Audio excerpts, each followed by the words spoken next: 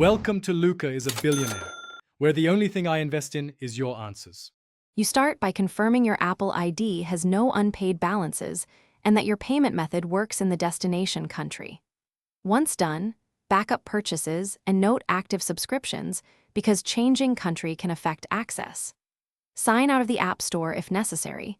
This forces the store settings to update. Make sure you have the physical address and a valid local payment method ready, since Apple often requires a country-specific billing address to complete the change. Next, open Settings and tap your name, then Media and Purchases and view Account to access country/region.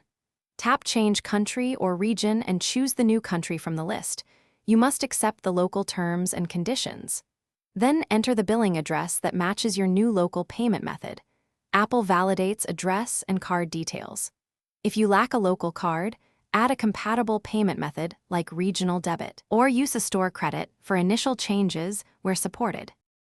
Finally, confirm the change by reopening the App Store. Make sure region-specific apps reappear and re-download anything lost.